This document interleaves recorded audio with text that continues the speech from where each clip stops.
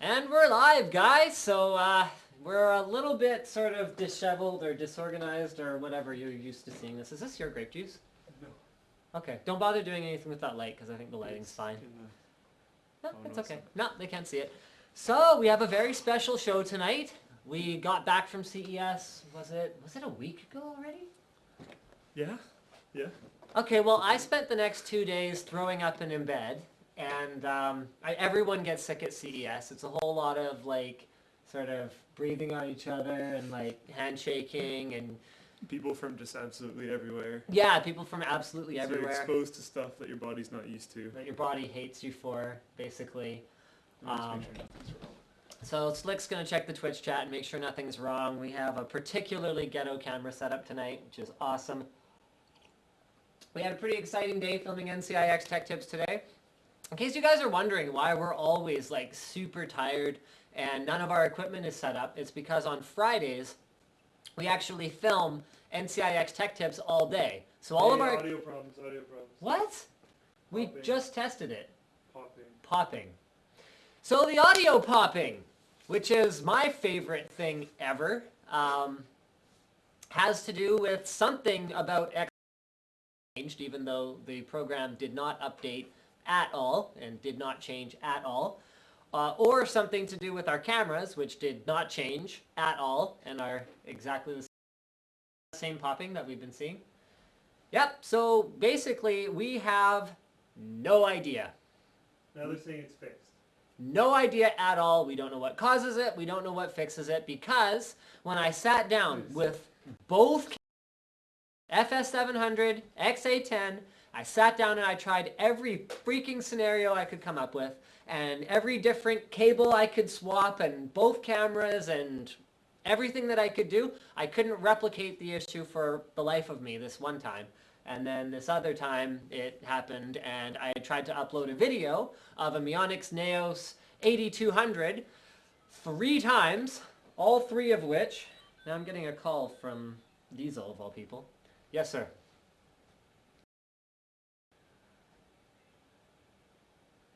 No. We know there's popping. I'm talking about it right now. Yeah. I have no idea what we can do about it, to be perfectly honest. We don't have that. Oh, you mean the snowball? Okay, yeah, maybe we'll try the snowball and we'll try just turning off the audio on the camera itself. Is it still popping? Oh, okay. Okay, well, if it seemed fine, then okay, I gotta go. I'm sort of live. Okay, sorry guys, it's all Diesel's fault. He's actually admitted that it's his fault right here on the phone with me. He's explaining that he broke it. So, thank you for explaining that. Thank you. Bye. So the Neos 8200, I've had people posting, Linus, are you trolling us? Blah, blah, blah, blah, blah. You've uploaded this 3 times. Yeah, I've uploaded it 3 times. You know what? I've also fixed the AV sync 3 times. And it seems to be something that is, you know, magically fine in my video editing program. And then he says it's fine now. And if they're saying it's fine now, then I guess it's fine now. We might as well get going. So if it's something that's magically fixed when I fix it, and then I upload it and YouTube breaks it, there's not a whole lot of anything that I can do about that. The issue, I would be afraid to even, okay, yeah, he's not plugging it in. Honestly, I don't even know what's causing the issue because, like I said, I cannot reproduce the error. And all this equipment sort of is fine and good as long as it wants to love you and wants to work, but a lot of the times it does not. Want to talk about what happened with the forum today? I'll let Slick handle that one while I go adjust the camera to make it level. So. Okay, so I was off benchmarking a 8800 GT versus a 660 Ti, just to on like a fairly legacy platform, just to show how much of a performance increase you would get from swapping out just the card instead of like improving your entire build. Anyways, Diesel and Linus are off filming. Linus goes to toss a flash drive to Diesel, but Diesel has no idea it's coming. So Diesel tries to freak out and grab it real quick, but misses. It deflects off Diesel's hand, flies into the open server. It would be hilarious if Mr. Wizard's watching, because I haven't explained this to him yet. flies into the open server and hits the SSD that's just like sitting in the bottom. When it hits the SSD, it unplugs the SATA data cable, and the whole server is just like freaks out. I have no idea that it unplugged. So I'm sitting there talking to Mr. Wizard. Mr. Wizard's like, oh, drive failures. There's drive failures. What's going on? What's going on? I can't control the server. I can't shut it down. I can't do anything. So I start freaking out. I shut it down, start messing with it, go into BIOS, all this kind of stuff. It's not detecting the SSD. I have no idea why. I have no idea what happened. Linus leaves because he has to go do some stuff. And Diesel just gets to witness me absolutely freaking out as my server's down. Eventually I figured out that the SSD was unplugged, and it was because of the flash drive that Linus threw in there. In my defense, it was a pretty good throw. That's impressive. To have it, like, go from across the entire room and hit a cable on a drive and actually, like, dislodge it is quite impressive. And that and the cable on the drive was, like, legit plugged, like, into it, and then the drive itself is bolted to the bottom of the case. Yeah. So I can't even, like, it's probably a 1 in a million shot. Oh, yeah. Like, it's kind of miraculous. Like, you could throw that USB and the thing, too, though, is that the way the drive was oriented was the drive was oriented this way. If this is the back of the drive, and then the USB thumb drive came in at this angle. So to hit it from the back and unplug it. It must have like bounced like, off of something and then came back out or something. I don't even know. I don't even know. It's just absolutely miraculous. One in a freaking million for sure. Is our YouTube video up announcing the live stream? Yep, should be up. All right. Did you put the link under the video and everything? Yeah. Wow. With /new on it, so they'll get the new UI. That the UI. New UI. By the way, guys, if you're watching on Twitch TV, which is the only way you could be watching, type /new at the end of your URL bar, and it'll give you the cool new Twitch UI. I like it a lot. You should check it out. Oh, they want to know what happened to my parrot Zeke's on the trip. I just saw that in the Twitch chat. What happened was why did that? Okay, well I sat on them.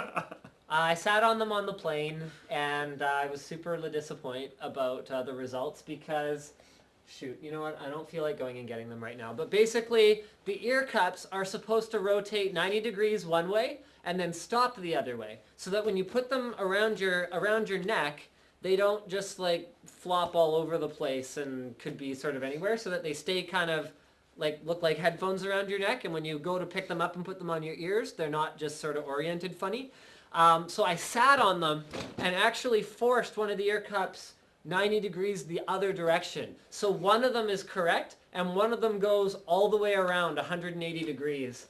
And so with all the things that go wrong around here, it's a miracle we release any videos at all. I was going to say, today's live stream, how Linus breaks things. Hold on. Something else, I didn't break the audio. And I didn't break that Didn't break Neos the video, audio. although maybe I didn't fix it properly. Whatever. I took off the third attempt. It's not there, and I'm leaving the one that was not as bad as the first one, but there's nothing I can do about the audio popping in that video. We can't refilm an unboxing, unfortunately, because an unboxing is an unboxing. It inherently only has one chance of being good. Yeah. So it's the nature of the beast a little bit, and I'm sorry, there's really just nothing we can do about that. I do have something exciting to announce in 15 minutes, but I guess I can kind of wait for that. In 15 minutes? Oh yeah, I don't know if you even know about this. I guess you can't tell me right now. No, I can tell. Oh wait, no, I can't. Right, because they're there. We could just have some more audio issues, and they could just not be there. No, it's fine. I'm okay with waiting 15 minutes. Okay, well here, how about this? I'll put you on the spot. What was your highlight of CES? My highlight of CES, probably the Swift Tech. Really? Well, that was really cool to meet Gabe Rushan. Okay. That was pretty damn cool. Pretend you're talking to them and not to me, because I know exactly what happened, but they don't. Like the whole story? Yeah. Okay, That's so the point of a talk show. So we have no time because we're kind of insane, and we pulled ridiculous hours there. It starts with Project Shield, basically, because we were there the previous day. Tell that part. Okay, I'll tell that part then. Okay, so it starts with Project Shield. I don't know if you guys noticed, but our Project Shield coverage went up 3-4 days after everyone else's. So the reason for that was that we didn't know about Project Shield because we didn't, well, I mean, we knew about it, but we didn't know about, you know, when they were doing press briefings or if they were doing press briefings or any of the other stuff. Diesel wants to be a mod in chat, just so you know. Okay. So when and if they were doing press briefings, so we got we were on the list kind of late. So we showed up sort of a couple days afterwards because we weren't at the show for the first day. And we were like, okay, so can we get in? Can you squeeze us in? And the guys at Nvidia were like, yeah, like we really want to get you in. Hang around for like 20 minutes and we'll get you in. So we were like, okay, we only have 20 minutes because we have to be on a bus in 30 minutes and it's 10 minutes away. So that's like cutting it really close. We're gonna be late for the bus. So we waited 20 minutes and then as we were walking away, we had to go. We had a bus that was taking us to an event that we had to be there for. If we didn't catch the bus, we'd have to wait in the cab line, which is what, 45 minutes? Yeah. Easily, maybe an hour. So like we weren't gonna make it to the event if we didn't get the shuttle. So we got the call from them 5 minutes after we'd left saying, oh, we're ready for you. And I was like, crap, we can't come. We were not planning to go to the show the following day because we had meetings booked and like suite tours booked all over the Vegas Strip, like nowhere near the convention center for that day. So we're like, crap, this was our chance to get to Project Shield. We missed it. So we get to the bus and someone else is late by like 30 minutes. So we're sitting there on the bus, looking at our watches. We don't wear watches, but figuratively looking at our watches going, holy crap, whoever that last person is, like, might get just decked because... So the worst part is they keep on making the bus driver move because he was taking up too much space. So we just get this, like, repeated, like, oh, we're so close to Shield, and then back away. And then, oh, we could just go in and film it, and then back away. And we didn't know, like, how long the bus was going to wait. No We kept asking. They kept telling us, oh, soon. So we were like, okay, we'll wait. So yeah, that backfired. So we had to go back the next day, which means we had to reschedule some stuff. We missed NZXT, and I was really super depressed about that. And the way that I had made it, because it takes a really long time to get to and from the convention center because of the cab lineups. I mean, we could hire a limo to do it, I guess, but yeah, no big deal, $100, you know, each, exactly. So I was like, okay, I'll send Slick to the SwiftTech suite to just kind of, you know, talk to them, and I'll take Diesel and we'll go film Shield. So Slick didn't even get to see Shield, which, by the way, totally sucks because Shield's awesome. Yeah. And, oh, did I mention it's friggin' awesome? I watched the video. Diesel got to just sit and play with it for like 10 minutes. No, I know. He was, yeah, I know. It's awesome. I'm still happy I went to SwiftTech. Did I mention you can run Android games? Yes. And you can I also know. stream games from I your PC? know. Okay, anyway, Project Shield's cool. And for those of you who don't think Project Shield's cool, you're wrong, and you're going to find out you're wrong in a year or 18 months or however long it takes for everyone to kind of figure out how friggin' awesome this is and start buying them and start using them. So there you go. You can quote me on that. So Project Shield, blah, blah, blah. So I rescheduled SwiftTech. I was like, we can't make it. So I get this call from Slick. Okay, well, you have to go log in to Twitch. I can't make him a mod. All right. Okay. Okay, right there. Make sure you pause the video so they don't all get hammered by audio. Okay, so bouncing back a little bit, this is before the call he got. I show up and walk in, kind of like knock on the door's open, everybody's sitting there. Gabe Rouchon, CEO of a company in Germany, like bunch of big guys sitting around on the couches. I walk in and they're like, hi. I'm like, oh, hey, I'm a part of the Linus Tech Tips team, just kind of here on behalf of them, just trying to see your demo. And Gabe Rouchon's like, oh, Linus isn't here? I'm like, no. For context, Gabe and I go back about 4.5 years, so it's kind of a jerk move that I wasn't there. But it was that or Shield. Come on, guys. Basically, I eventually convinced him to give me the demo, and the demo was awesome, as you guys hopefully saw the videos. There's a little bit of confusion about like a hand that came in and stuff, but no, it was all fair play. It was very cool. And I saw the demo, I saw that you could take it apart. Like, I had heard they were releasing one, but I hadn't heard anything about it until I got there. So he showed me the hands-on demo with the actual device, and then the demo with all the computers set up. Then I called Linus and was like, you have to be here because we have to film this because this is awesome. So he somehow scrambles all the way over there. I'm still not entirely sure how. And then shows up, instantly starts filming. I leave because they have to film. I go wait in the taxi lineup. And then when he's done filming, he runs down, gets in the taxi lineup instead of me, gets in a cab.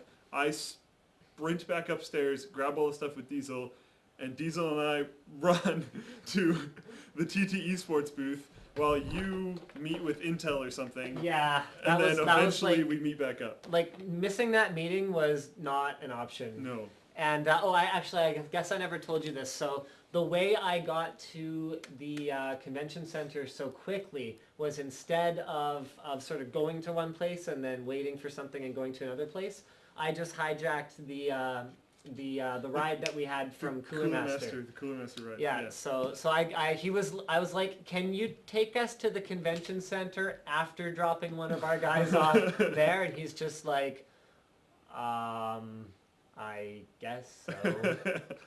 And meanwhile, like, we're halfway to the convention center after dropping you off, and he's like getting calls for like other places he needs to be, and I'm just like, I'm sitting in the back, I'm just like, do. Thank you. But that made all the difference, because that probably saved us half an hour right there, which was all the.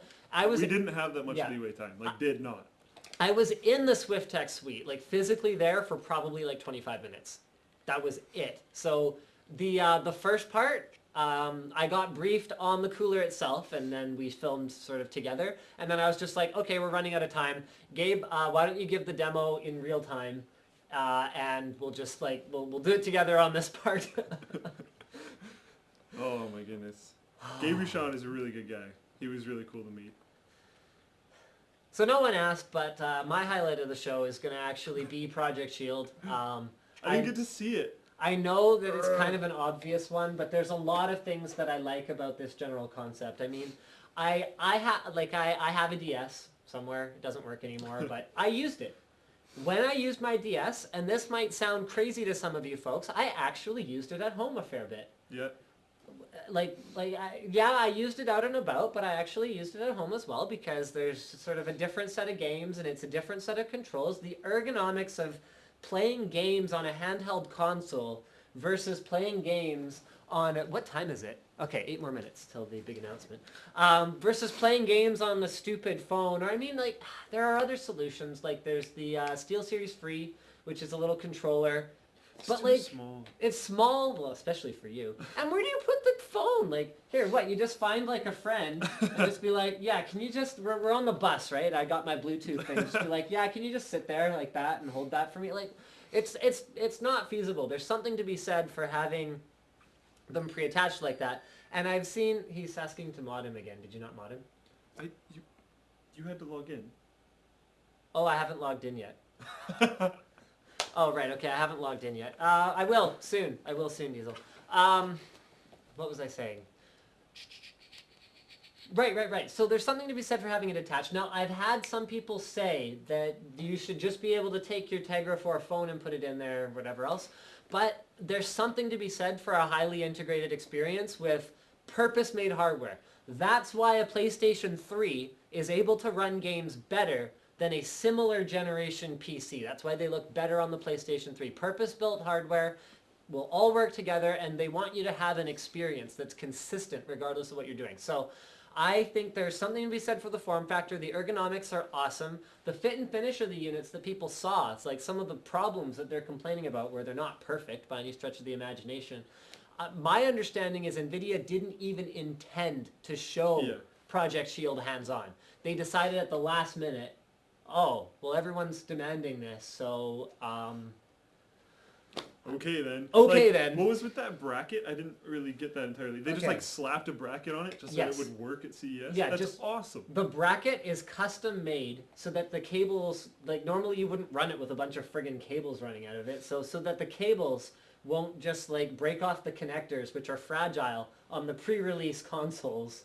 So epic. I mean, that they did that. That's very cool. The thing that's even more exciting about all of this, I guess, is just the idea of Nvidia, a company that really properly caters to gamers. We're not talking about Sony or Microsoft, where what they really want you to do is rent movies through your stupid gaming console.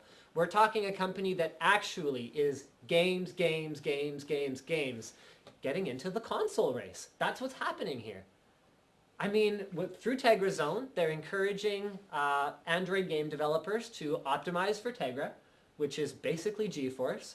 With Tegra 4, we're going to get a ton more power with dedicated hardware that goes along with Tegra 4 and this console gaming experience. We're going to get, well, a physical console to go with it, and I'm extremely excited about what the future is going to be like. I mean, I think now's a good time to buy Nvidia stock. And, you know, all the usual blah, blah, blah. I have no Nvidia stock, and I'm not intending to take a position. I had Nvidia stock at one point. I made a few bucks, and then I don't have any stocks right now. So there you go. Don't take stock advice from me. I'm not a hardcore investor. But find something to talk about. Talk about what we filmed today, and I'll go log into Twitch. And we filmed today? Yeah, we filmed a bunch of stuff today, didn't we? The Netleague Weekly, we filmed... talk about the upgrade thing. That's a cool topic. Okay. Yeah. So, as I said earlier, when he threw a flash drive in and shut down my server, the video that I was working on prepping is a legacy system, DDR2 kind of platform, 775? Yeah, the X6800 dual core. X6800 dual core socket 775 machine. This one.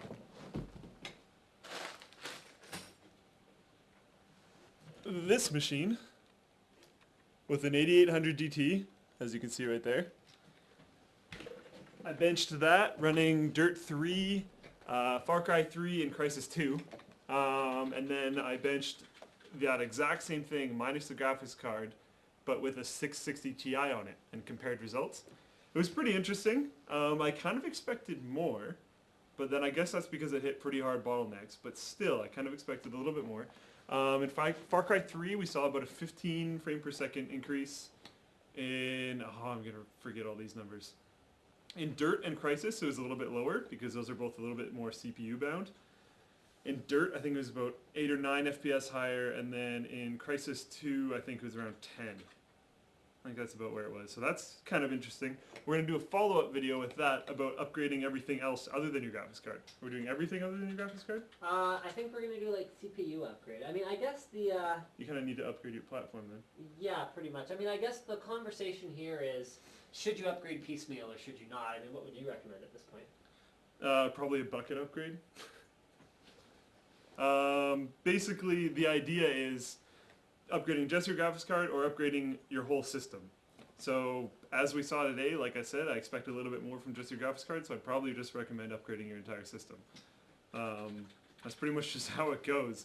You kind of, I see a lot of people that are like, oh, I make this much a month that I can spend, and I want to build a computer over the next 8 months. So I'm going to buy a part every month, and then just slowly piece together my computer. That's not usually the best way to go about it, because by the time you get to your last bit of parts, all your first stuff is kind of outdated and not that great anymore.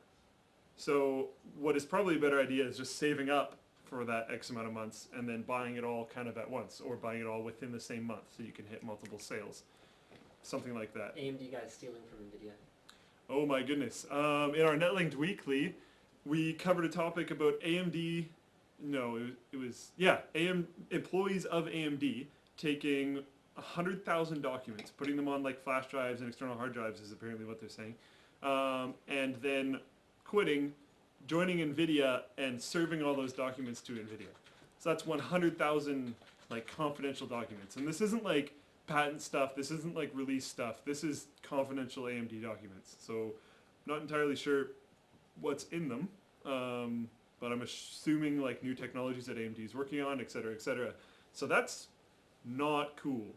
Like, not cool at all. This isn't like where Google sues someone because they used round edges. Not cool. This is like you could totally screw over a company. Not cool. What are your thoughts on it? I think that it is absolutely insane to do that. Not only is it wrong, but it's just like it opens them up to personal liability in a huge, huge way. One interesting thing that I read was that Nvidia was in the know about this as it was happening. Apparently. Allegedly. Allegedly. Yeah. So we're not exactly sure about that yet, but that could not bode well for Nvidia if that's true. And like, is it really worth doing that? That's one thing I find with the employees. Like, you're stealing all this stuff from an employer that employed you for a really long time and going to another employer. That new employer is probably not going to trust you that much in general because you just stole so much stuff from your ex-employer. So why should they believe that you're not going to do that to them? And if anyone ever hears about it like they did, you're pretty much screwed because that's all on you. That's also on Nvidia if Nvidia knew about it. We're not entirely sure about that yet, but I don't know. Totally not worth it. The forum, if you guys have noticed over the last kind of day or two, there's been a couple kind of sketchy downtimes. Last night was a beta upgrade to beta 25. Okay, hold that thought. Oh. Yay! A collaborative video with the one and only Unbox Therapy. So it is 9:30, so hopefully Lou is releasing his video over there, and apparently my wireless keyboard and mouse isn't even working. So I just want to show you guys. I want to show you guys where the / is on this stupid keyboard. It's right there. You know what? Calm down. We're just gonna search for it. It's like literally right there. I think that you're being a negative Nancy. You shut down my server. All right. So guys, if you are not already familiar with Unbox Therapy, this is the channel of my fellow Canadian Lou Hiltesentiger, or whatever, however you spell his last name. Hilsentiger, whatever. He's a good guy, nice guy, does unboxings. Here's his Nvidia Project Shield video, which actually has fewer views than mine, so good try, Lou, but no, I'm just trolling him. Like I said, good guy, Unbox Therapy. We got together and we wanted to bring you guys a special Christmas collaborative video.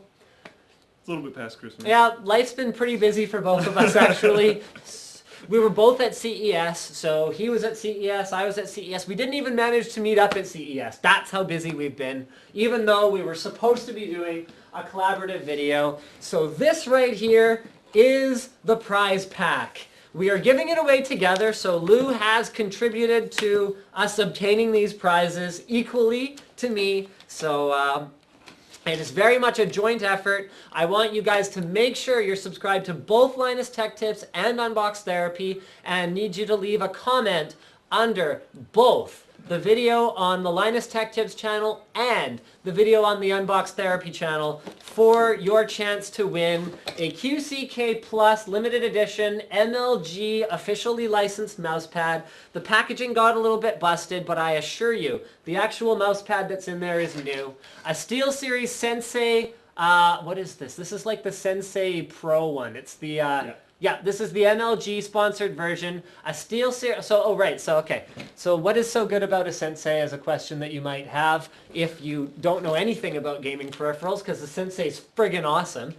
Very, very accurate. SteelSeries software is excellent. I definitely endorse this mouse, and what I like about the Pro MLG version one here is that it has a soft touch feel versus, did you know that? Soft touch instead of the... That's a billion times better. Yeah, I believe it's soft touch. That is awesome. Soft touch on the sides, I think. Looks like it. That's perfect. So it's a little bit nicer to use than the non-MLG version, which is just kind of like plastic, and I don't like it as much as I like the previous generation Xi. SteelSeries 7H. So I think you can probably imagine which one between me and Lou came up with the idea of having a SteelSeries 7H as an ultimate gaming peripheral prize pack. I love the 7H. This is the analog version, not the USB version, at least that's what I asked for. Should be, yeah, analog version, which is my favorite gaming headset because it actually sounds good in things other than games. You can watch movies, you can listen to music. It is a very good headset. The only issue with it is be careful with the little connector down here. You don't want to like throw them off and have that connector come flying out. It can be a little bit fragile, but as long as you've got a good audio source, you're going to love that.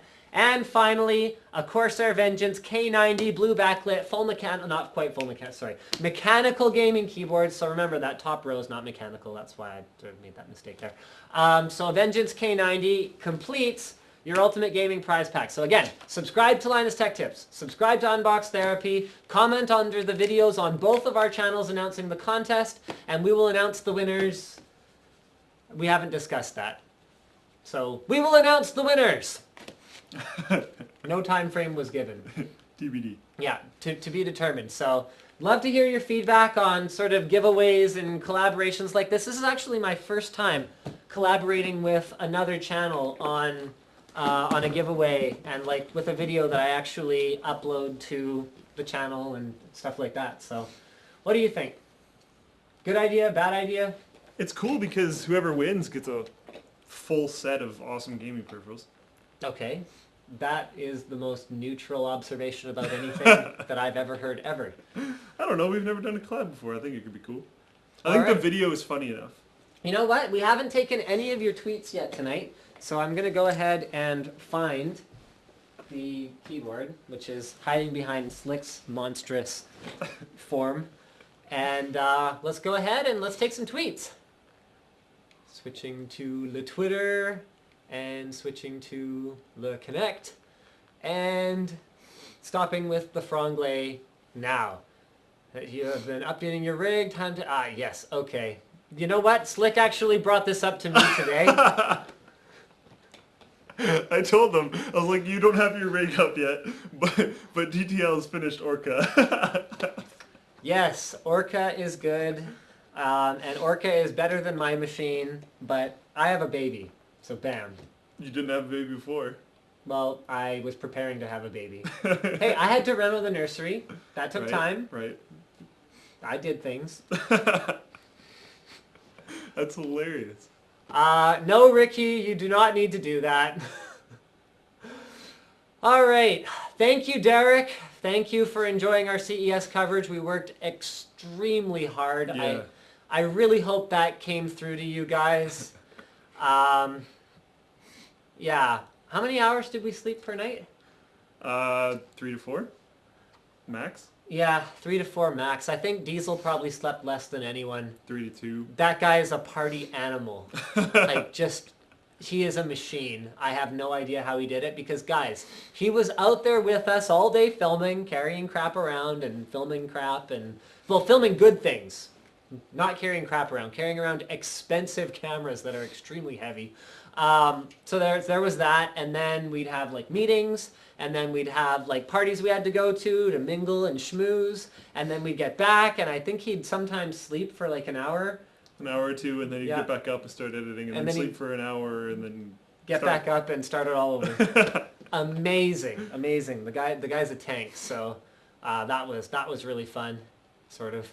Any news about Nvidia's GTX 700 series? You know what, guys? I can't comment on unreleased hardware because I signed these things called NDAs, non-disclosure agreements. So I get the privilege of being able to see the hardware and use it before it's released, but that comes with the responsibility of not talking about it until it's actually released. So,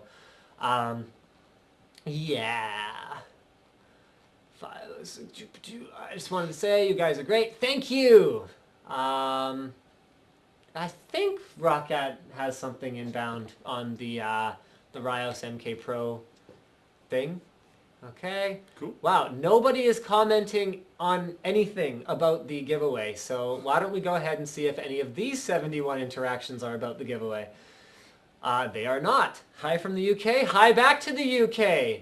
Get Diesel on Skype. We actually were thinking about adding Diesel on Skype, but we ended up, when we got back here, I had to follow up on some emails, like very, very urgently. Slick had to fix the forum. Have you even talked about all the posts that were gone and you had to fix? No. Okay. Well, I'm we'll not talk... going to completely cover that yet. I'm not entirely sure if it's working. Okay then, so Slick had to work on the forum, that thing that he broke. Hey! So we actually were going to try and get Diesel on the live stream tonight, but it didn't happen. If nothing else, guys, he's in the Twitch chat. So join the Twitch chat. He's there. He's one of the moderators. So Diesel the Intern Yeah. in the Twitch chat. Diesel the Intern in Twitch. You can tell because he's a mod, so that's the right one. Yeah. Would you suggest using a backplate for a graphics card without a water block? Yeah, it provides a little support. It looks nice. It adds a little bit of cooling. It does absolutely nothing for the actual frames per second you're getting. So as long as you understand what you're getting and what you're not getting, go for it. They look great. That's usually my reason for it. Yeah, they look really good. Yeah. They feature... Wow! Hey, apparently they featured our CES video of the Ares 2 on... I didn't even know that. I think they did for Raider as well. Oh, because I know Corsair has our 900D video. That's awesome. You know what? That was kind of funny. Is we got there to the suite to see the Ares 2 and the Raider and some of the other cool stuff. And at the end of filming the video about Ares 2, I was like, oh well, can we take it out? And JJ was like, you know, no one else has asked. I don't. Well, here. Yeah, sure. We got nothing else right now.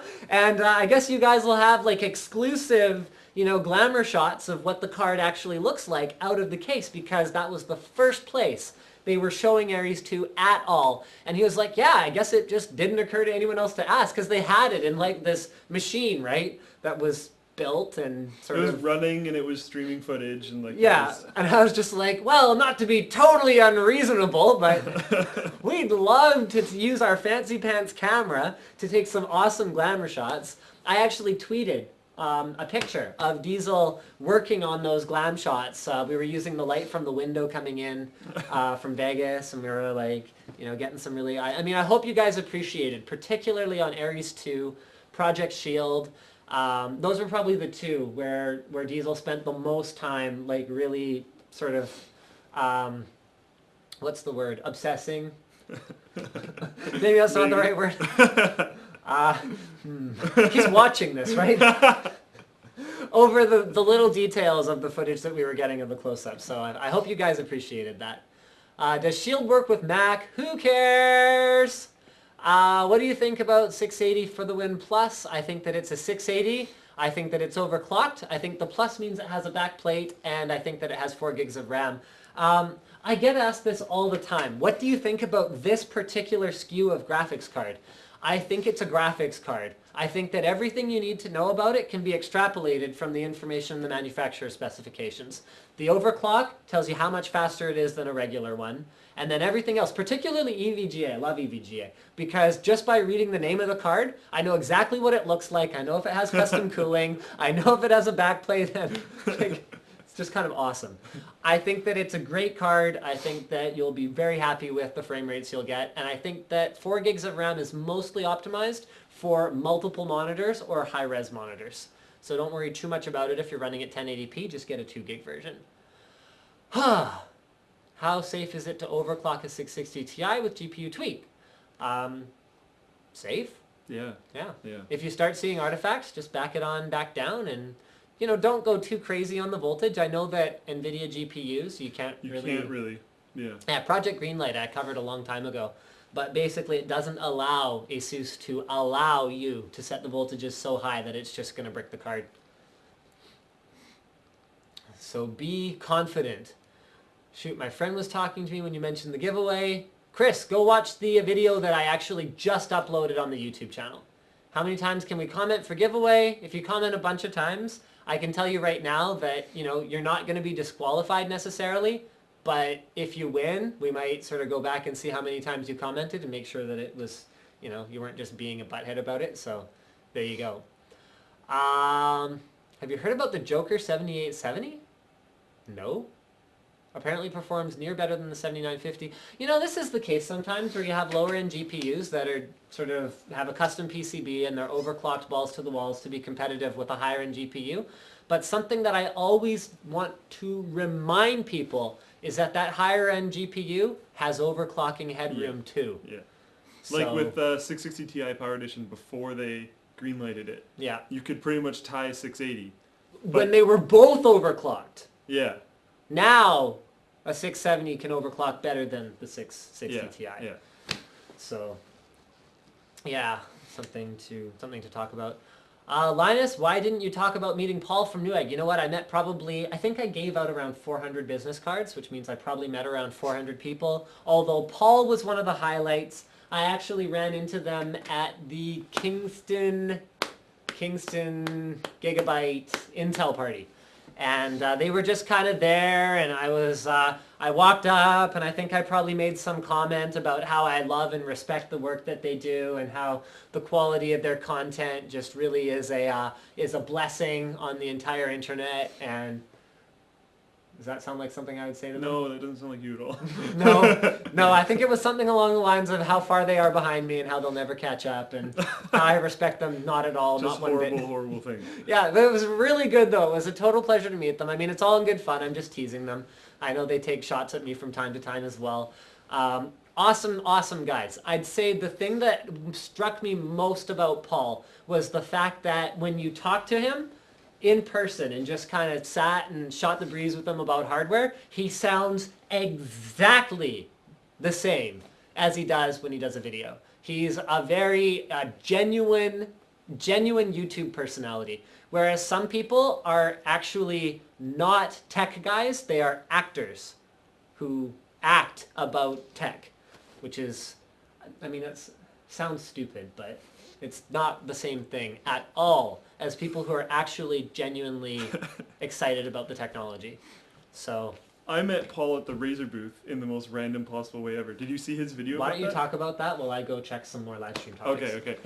We're walking through the Razer booth, Diesel, Harrison, and I, if you saw Harrison on the coverage. And I don't remember what we were doing there, like at all. Oh, I think we were trying to find the Steam Big Picture booth, which wasn't like anywhere on the map. So we were trying to ask the Razer guys because we thought they might have known. I think that's what we were doing. Anyway, I'm walking around holding the camera and the bag and everything. And then all of a sudden I just hear, "Slick?"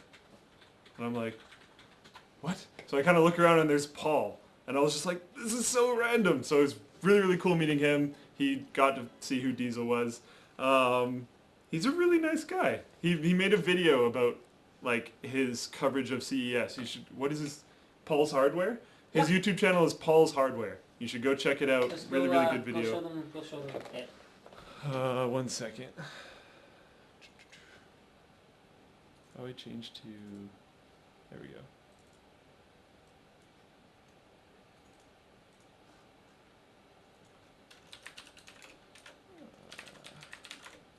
So this is more of his personal channel, not his Newegg channel.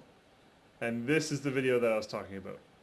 I'm not going to play it right now because I'm not sure about audio levels, so I guess it's muted. But yeah, he basically just goes on and talks about his experience at CES, some of the stuff that he covered, and troubles he had, the AMD bunker, as he calls it, which we didn't get to see, which was really, really cool. Which is basically this big kind of dark room, but with portrait TVs all the way around, and then this scene kind of just real life going around it. So you can see like a cow, and it'll walk from one TV to the other TV, but there's like a wall in between it, so it's properly timed when it comes out to the other one, and the sound is all 360 degrees surround. It's pretty cool. I'm not really sure what the application of it is, but it's pretty cool. I think the application is people who are allergic to the sun. So they just want to like experience the outside world without actually having windows in their homes. They can just put TVs where all the windows should go. That is actually kind of interesting. The smartest thing I've ever heard ever. No, really, think about this for a minute. Pretty interesting. You can have speakers in your walls and TVs in your walls, so it'll just always feel like you're outside. Yeah. Or if, you know, like, okay, so we're fine. Actually, this was a really cool thing. We saw the flexible OLED screens. That was really cool. That was cool, because they're, like, legit flexible. Like, they just take the thing and they just kind of go like this, and then the stuff keeps... While it was playing. Yeah, while it was playing. So if they could make a, like, the transparent screens. So if they could make a transparent screen that can be either opaque or transparent, then you could have either a window or a scene, or something in between. So you could have, like, the outside with, like, bubbles coming up from time to time. Which would actually be kind of ridiculous. That would be really cool. I mean, that might be coming 30, 50 years from now. Right, but... Where it's like no glass is 3D, so the bubbles actually have depth. And it's just, you look outside and bubbles come up, like, across the landscape. It reacts to your mood, so you get really angry, and then all the windows are like... yeah, fire. And like lightning comes down. Well, that, again, okay, that brings us to the perceptual technology demo at Intel, where they're talking about how they want to build sort of webcams. Well, they want computers to be aware of you. So they'll have infrared sensors and, who knows what they'll have in the future. Maybe temperature sensors, plus cameras. They'll be able to read facial expressions. And they want your computer to know if you're reading something on Facebook and you like it. Then it can just like it for you. And little random things, like if you pick a movie and you've watched that movie, like similar movies before, and you didn't look like you liked it, like the computer perceives that you did not like it, it'll be like, oh, I don't recommend this movie, you didn't like this type before. Yeah, so that brings us to our 3D room sort of, that would actually be kind of the coolest thing ever. We're getting close to holodeck. Yeah, we're getting close to like the pathetic fallacy actually being all around us. So that'd be like the best thing ever. I want a holodeck. You want a holodeck? I think we're a little bit too old to actually survive to holodecks and like Probably. the singularity. Probably. And like defeating aging and all that kind of stuff, which is very disappointing. We might be like one of the last generations of people who have to actually die. If you watch TED, there's a scientist on there saying that defeating aging is like coming up. Coming pretty soon? Yeah, but it'll be probably too expensive for either you or I to afford. Right, and then like a couple of years after we pass away, it'll be like, yeah, affordable. Or the worst thing ever would be, because you're a little younger than me, like I died. Curse you, Slick, for outliving me by that critical 2 years. Oh my goodness. So, yeah. I mean, what else? I mean, we could almost talk about CES all night tonight, probably. What else? We want to dip into Twitter comments again. And yeah. then we can Okay. jump back into Why don't CES. we go have a look at some Twitter comments? That's a good idea. Whoops. You have good ideas from time to time. Like always. Okay, so we did talk about meeting Paul now, which is awesome. First time watching live. Thank you. CES coverage was awesome. Thank you. Asus.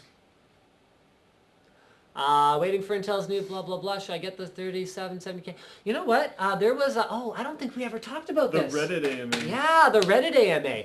I don't remember the link, but if you search for Intel Engineer AMA, it was freaking awesome.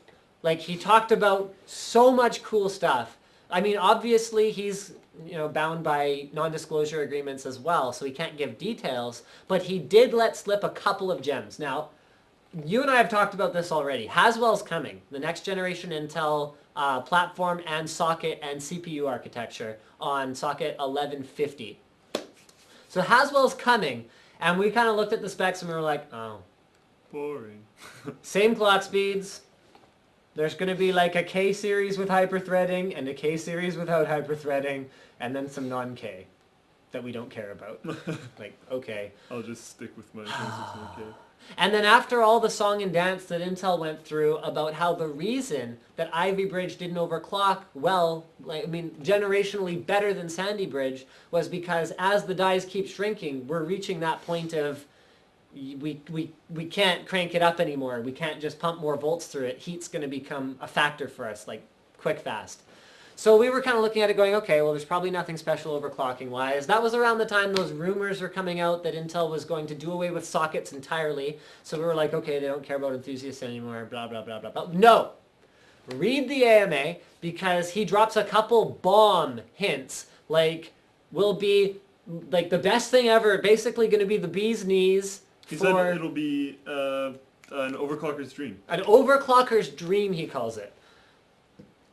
Which is like, I'm excited. I don't want to get too excited because of the overclocking ability of Ivy was just kind of depressing.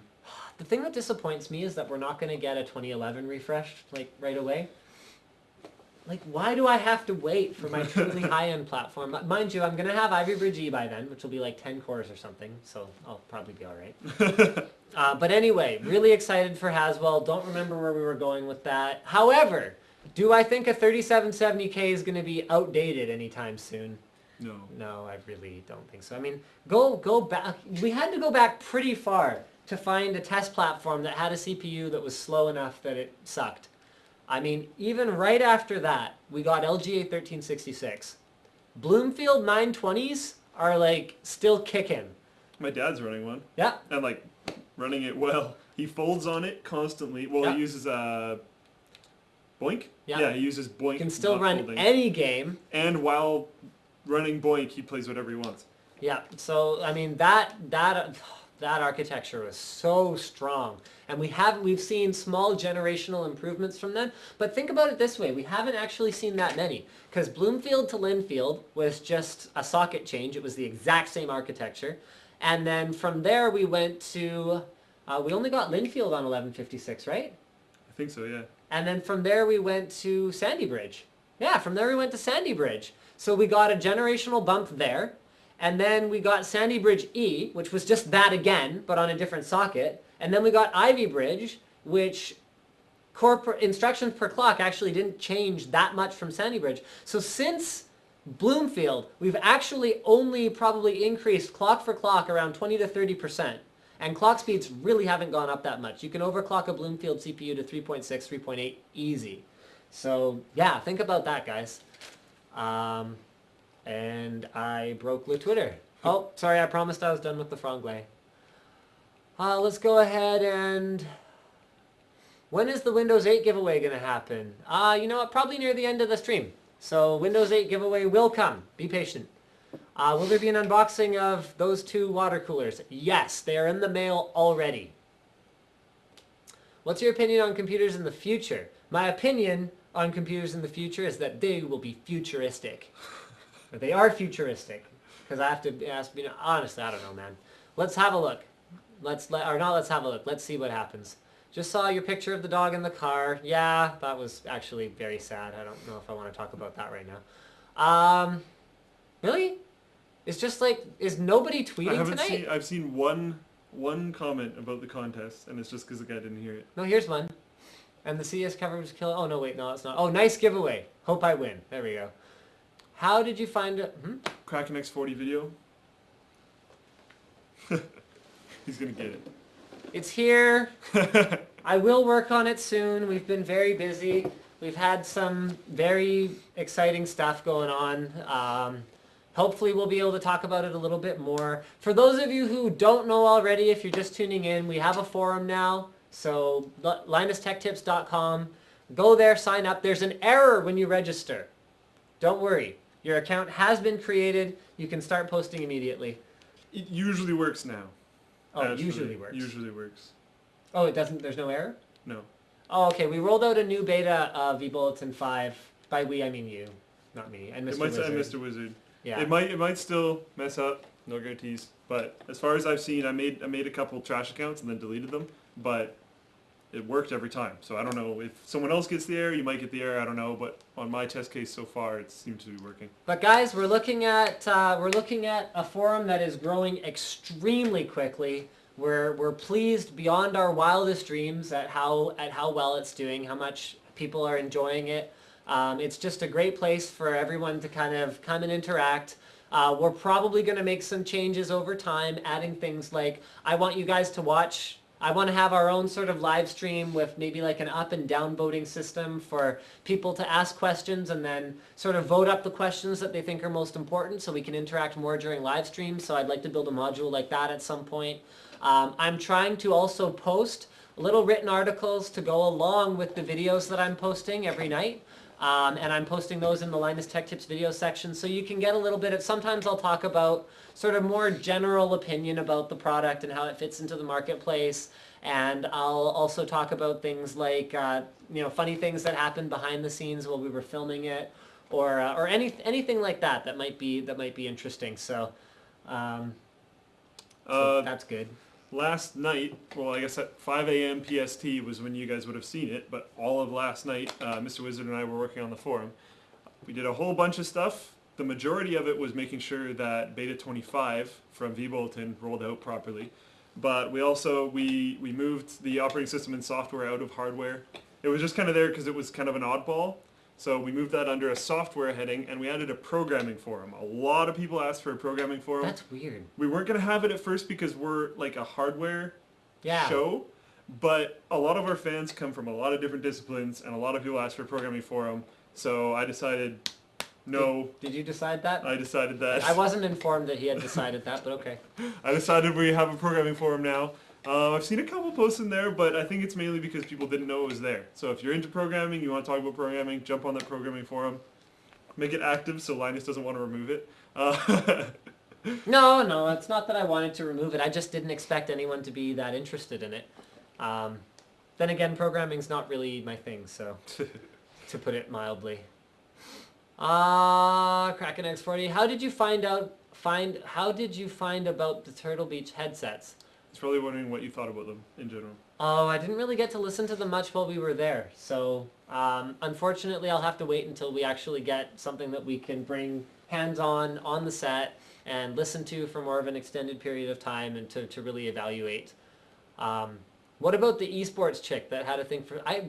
I watched that video, and I don't know where all of this came from. She's bubbly. I don't necessarily think she had a thing for me. She's bubbly. Yeah. I mean, her thing is she's there, like, repping Thermaltake esports. It's, like, her job to be excited about, like, gaming peripherals. Speaking of being excited about gaming peripherals, Cherry MX Greens. Oh my goodness, they're awesome. They're so cool. I'm kind of a keyboard fanatic, as some people may have figured out, and I'm a huge fan of blues. I've never been able to type on greens yet, so when we got there and they're like, oh yeah, blah, blah, blah, talking about all their keyboards, and then they get over to the other side and they're like, oh yeah, and we decided we'd roll out a keyboard with greens. I was like, holy crap, yes, this is awesome. So I finally got to go up and type on it because I've only ever seen them in space bars.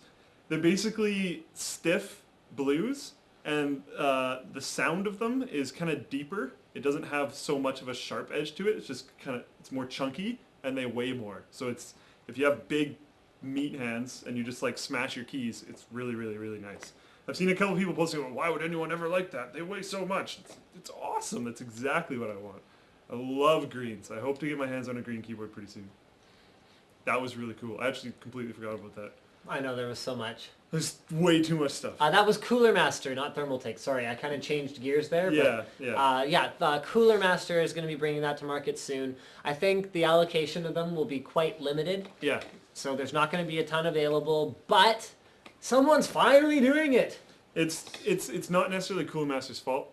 Yeah. Green switches are not that common because they're usually only used in spacebars, and then even then they're not used that much. And they're expensive. So they're that's expensive. That's why they don't tend to get implemented. Who was it who said they were going to bring a Topper keyboard? I think that was also Cooler Master. Is that also Cooler? I mean, those guys are going absolutely like... Their product line has just exploded. Yeah. It's ridiculous. They, like, keyboard-wise, they're going up against guys like Ducky and Philco, and they are, like, serious about having a broad portfolio of keyboards. And they make, like, they're solid keyboards. Yep. They feel nice. They feel good. I have my Ducky, but there's a really sad story to go along with that, which I can explain in a second. But currently I'm using a Quickfire with blue switches. Okay, the Ducky story. As some of you might know... Can I go get it? I'm going to go get the Ducky. I'm sorry. Okay. As some of you might know, I have my Ducky. I'm a big fan of my Ducky. I took it down to PAX, got it signed by a whole bunch of people. I'll show that when he comes down here. I used to run my mineral oil computer. One of the weird things that you figure out with a mineral oil computer after running one for 5 years, it's different if you just build one, run it for a couple months and get rid of it. I ran it for 5 years. There's a lot of stuff that happens after the like year and a half mark that is just bizarre. One thing that starts happening is as the mineral oil heats up, now I had it pumped out to a radiator, so it was being cooled down all the time. It's not a passive mineral oil rig, which I'm not a fan of. It was a active cooled mineral oil rig. As the mineral oil heats up, so if I'd play a really intense game, that it would climb out of my case. Now I had a plexiglass shield, but it would still climb out of my case and get up on my cables and climb up my cables. It was ridiculous. So it would come down, and like not a ton of it, but it would come down and it would get on the plastic of the cables and harden all of them. Now,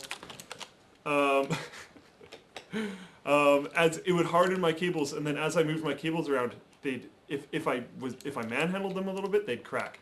Now this is, you can detach the USB cable on it, so I'd take it around all the time because I really, really like my keyboard, and stash my USB cable in my bag, so it started cracking over time. And then the keyboard stopped working. I thought this was because the cable, so I swapped it with the detachable cable on my Quickfire. A wild keyboard appears. It fainted. Stop. And it stopped working. So I've been kind of scared to fully diagnose it yet because I'm really worried that it's dead.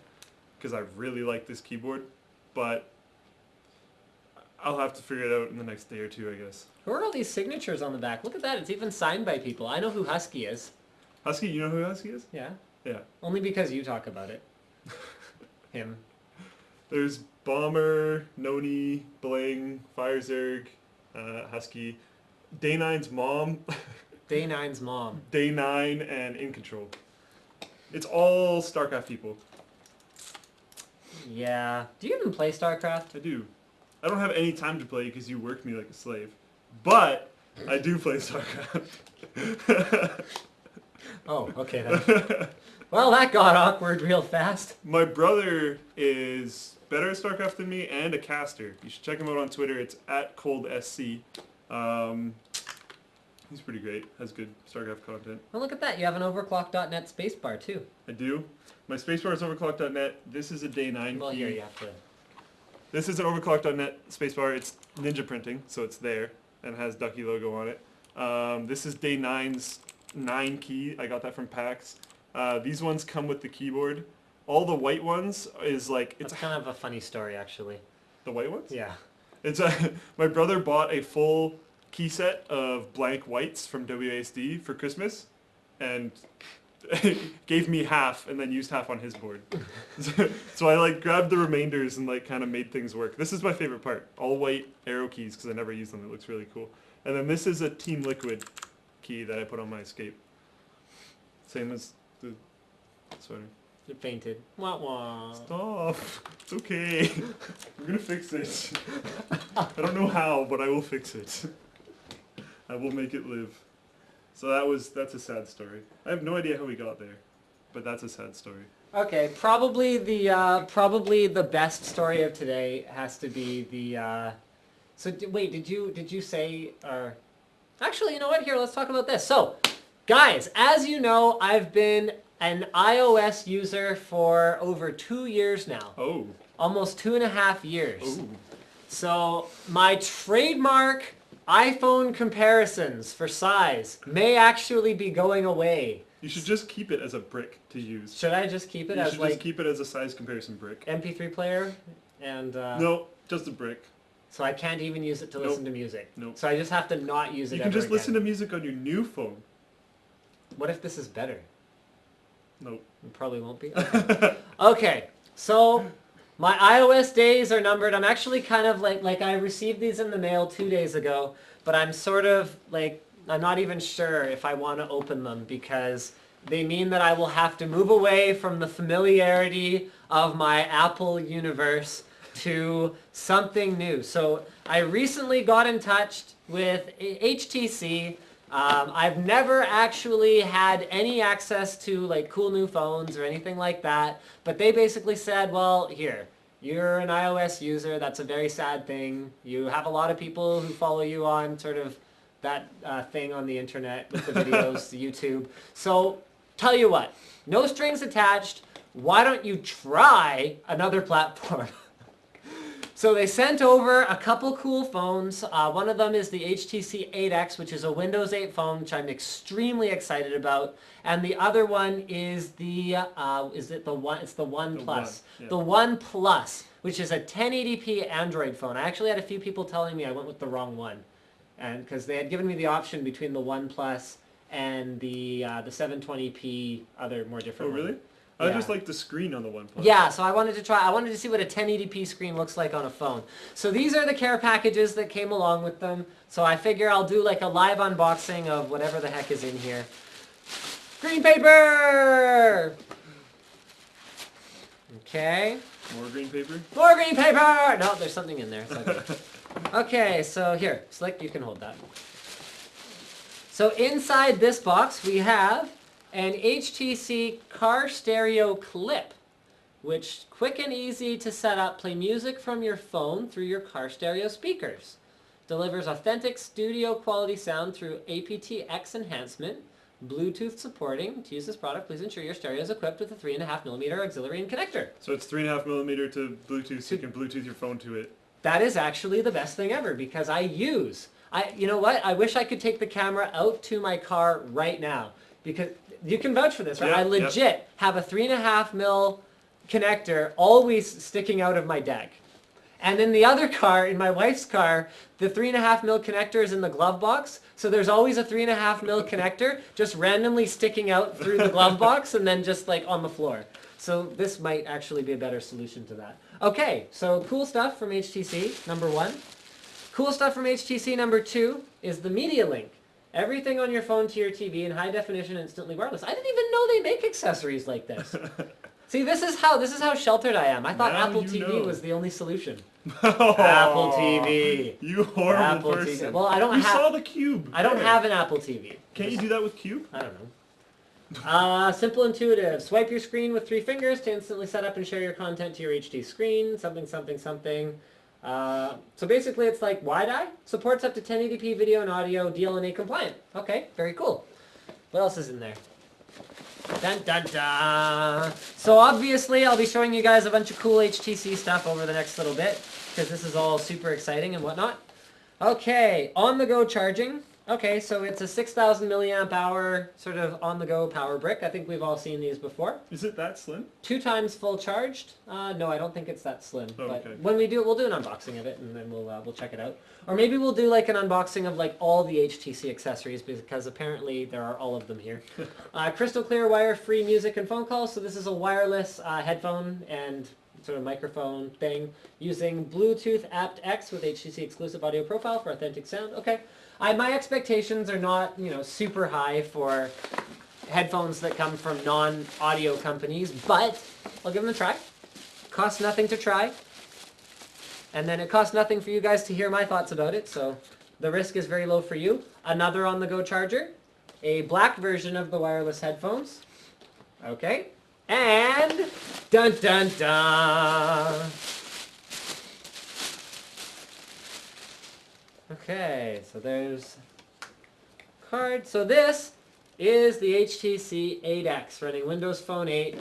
This is the yellow version, which is apparently not actually available in my region, so LTE is not going to work on this one. Oh, okay. But from talking to them, they were saying that the actual real-world difference between LTE and like fast, good 3G is not that big when you're actually running on the phone. When you're tethering, it might be noticeable. Okay. But yeah, they were saying it's not as big of a deal in that way. So, okay, it's a 16 gig version, has a gig of RAM, 720p screen, Beats audio built in. Well, that'll definitely be better than the iPhone.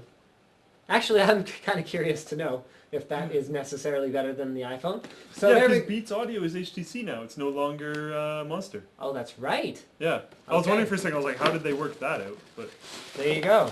This comes in a much larger box. that's the 1080p screen one. Yeah, so I think it's got like a 5-inch screen or something like Yeah, something yeah. ridiculous like that. So there's the Droid DNA thing on it. Wait a minute, is this the is the Droid DNA the one with the 1080p screen? Maybe the 1X was the one without the 10. See, I'm not actually a phone guy, so I'm actually hoping to do a series of videos focused mostly on Windows Phone 8, where I go, okay, this is what it's like maybe like a weekly blog, sort of, That would be cool. Day 3. I'm going through withdrawal. My AirVideo app. Where is it? Where is it? So I want to do sort of a what is the experience actually like going from iOS to something else, so we can enable others to make the switch with me. Hearing aid compatibility. This one has like nothing about the phone whatsoever on the outside. We're gonna have to give you like a face guard so you can't bite people when you go grab it. So this one's a Verizon phone, so this is a US phone, but apparently these are both fully unlocked, so I can use them on Bell, which is my carrier. Although I'm not sure how long I'm going to stick with them, because they were kind of buttheads about my my last experience with them. But How long did that take you? oh, I was on the phone with them basically for an entire day. Yeah. I was Like, trying to contact him that day. It was just completely useless. you know, the stupid thing is Rogers never really did wrong. I was with Rogers for like 4 years, 4 or 5 years. Rogers never did wrong by me. They never did anything bad to me. Just Bell had an offer and Rogers wouldn't match it, and my then girlfriend, now wife, was on Bell, so there was a Bell to Bell. They had Bell to Bell. That's right. And I think Rogers didn't have something equivalent, and my contract was up and hers wasn't. So I would consider going back to Rogers. I'd never use one of the other guys who I will not name, but wouldn't even consider that. So this is the Verizon. That looks really nice. Um, How's the That's a nice soft touch on the back. Wow, that's gorgeous. So there you go, guys. We'll be doing unboxings of these over the next little bit. I'm extremely excited to try them out. As you guys know, I've never really been a phone guy, so I guess I'll have to like learn something new. It's interesting. I think it'll be fun. Okay. To start trying out the phones and stuff. And like, if once we get more into phones, I run a lot of kind of interesting, fun apps on my phone. It would be cool to do like app stuff. Oh yeah, I Because guess they're all so. Android. Yeah. You know, it's funny because my favorite app in the world is Air Video, and I still haven't managed to do a tech tips video about it. I talk about it. I love Air Video. It's amazing. But I've never done anything. We should run a poll on the forums under your Linus's Ramblings thing and figure out how many people want phone stuff. Yeah. Actually, that's not a bad idea. In fact, you know what? I'd love to see your Twitter comments right now about what you want us to talk about in terms of phones, because it's new territory and we're not really sure what you guys are expecting. I mean, do you want more like bloggy style content, like what it's like from a non-phone guy's perspective, or do you want us to more like sort of do a bunch of preparation and then just show you kind of neat stuff about them in the way that we normally do with computers, where it comes very easily for me because almost everything I tell you guys about computers is just because I was actually driven to figure it out at some point because I actually had to, and then now I just kind of know that. Whereas with phones, I've always taken the approach that if I can find the numbers and then hold it up here and sort of it makes a noise, doesn't sort of, you know, then it's fine. Whereas he's more of a phone dork, not me. So yeah, that's kind of neat. What else do we have? Highlights of CES. I mean, we can just talk about more random CES stuff. Should we bring up the coffee story? Yes, absolutely. The coffee story is amazing. I hope Diesel's still watching. This was one of the best, like, okay, we're definitely in Las Vegas stories that we have. Diesel, this is like the first night or the second night or something. Diesel and I are in the hotel room, and Diesel's starting to edit. I'm trying to jump on my laptop and work on the forum, and he's like, man, I need coffee. Tired, need coffee. So me and him go downstairs, and the coffee shop that's in there serves like this tiny little cup of coffee for $5. So we're like, okay, we need to find a Starbucks so he can get a big freaking thing of coffee and just edit like a machine. And that was on like day one, to give you guys some idea how bad it was just from like traveling and like doing one day. Like it was already brutal. We were down there for what, like 6 days? Yeah. So we're basically going on a hunt at this point. We go out the front of the hotel, and I ask one of the valets, I'm like, hey, where can we get some coffee? So the guy calls his buddy over, and his buddy starts walking over. Diesel and I look over at his buddy, and as his buddy walks up, he goes, like, very noticeably, and I'm just thinking, okay, stuff he knows. Look back at the valet that I asked, and he's like, no. I actually think they're talking about coffee. He thought we were wanting to buy cocaine. I was like, wow, we're definitely in Vegas. And it turned out that all the coffee shops closed, probably because everyone's buying cocaine. But anyways, that was a ridiculous story. That was funny. What else from CES? I don't know. I'm going to look through some of the videos and just kind of like, talk about Razer Razer Edge. Razer Edge, that was the tablet, Oh, right? super wide aspect ratio monitors. Okay. Oh, those were ridiculous. Yeah. Okay, I know. I don't know what to make of it. So I don't know if you guys saw this, but at CES, we saw a couple of... Okay, Diesel's calling. What does he want? Hey.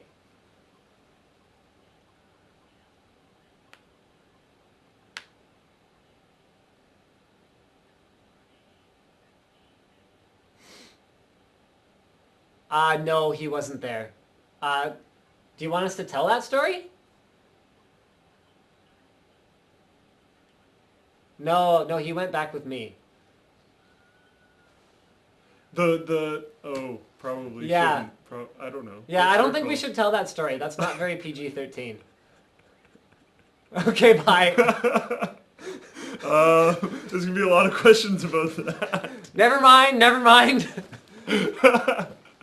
We'll do the Jedi we'll mind do, like trick? the Saddam Hussein, like nothing to see here.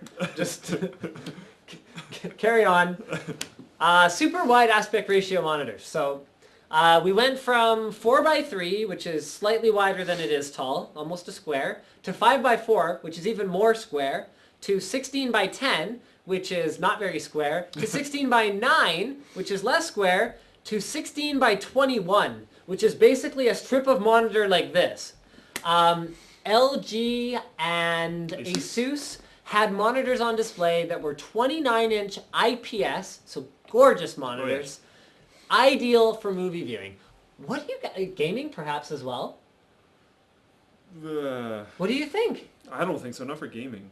Why not? One interesting thing okay, if you'll game and surround with multiple monitors, why not do it without a bezel? Don't. Even with multiple monitors, I play on one screen. Unless I'm playing like a racing game or a flight sim. That's pretty much the only time. Okay, but what if you were playing an RTS from a company that doesn't have their heads up their behinds about sort of showing Competitive is going to stay on one screen. That is so stupid. You know what? Supreme Commander was so far ahead of like everyone else in so many ways. Seriously though, physics-based combat instead of stupid die rolling, which is how it should be. You could actually program your guys to maneuver in certain ways when meeting an enemy force so that they'd be less likely to be hit. There was an advantage. You know how there's more math and straightforward strategy. That's why it's more competitive. Ugh. Talking about StarCraft. Whatever, StarCraft can eat it. So Supreme Commander at the time had support for you to move your mini-map onto a second monitor. But it wasn't just a mini-map. You could actually go over to that second monitor and zoom in on it down to a very small level so you could actually monitor two places at a time. Why not? Seriously. For competitive games, give everyone two monitors. The monitor guys will be happy, they get to sell more monitors.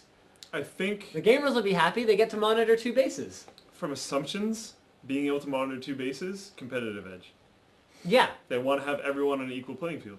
At least as equal as People possible. aren't on an equal playing field. That's why Blizzard... Okay, hold on. Oh, why doesn't Blizzard go and endow everyone in the world with a fiber internet connection so that nobody has any latency? But this is why doesn't Blizzard endow everyone with a gaming machine that can run at the same resolution and same settings? Blizzard makes sure that all their games... Why doesn't Blizzard endow everyone with a gaming mouse that has optimal precision and the clicks are hair trigger clicks so that everyone has exactly... Some of the best gaming mouse for StarCraft are the old school white Microsoft ones because they're very definitive clicks. They don't need any crazy, ridiculous DPI ones. StarCraft, WoW, all that kind of stuff that Blizzard makes, they make sure it can run on a crazy array of systems. StarCraft is really easy to run. That's just another way of saying that their graphics look like ass and that they're holding that holding back PC gaming in general by not actually pushing the hardware. But they're pushing the competitive scene, which is pushing PC gaming. It's not console gaming. You don't play StarCraft on console. StarCraft 64 was dumb. It was funny and kind of fun. StarCraft 64? Yeah. Because I know there was Warcraft 2 for PlayStation. There was StarCraft 64. Oh my goodness. I want to get it. I want to try it. I think it would be fun. I tried Warcraft 2 on PlayStation. I was at a game store. I was at like a used game store, and I was like, because I played a lot of Warcraft 2 back then, and I was like, seriously? Isn't it just kind of awkward though? Oh, it's the worst thing ever. Oh yeah, it's like the most terrible experience you could possibly have playing an RTS. It's like Halo Wars. It's like, why did you do that? That's so weird. I never played Halo Wars. I just like... It's... A friend had it, so I went to his house and was just like, okay, I don't understand. Just buy a computer. Come on. Like, this is just so weird. There's certain games that should just not be played on a console.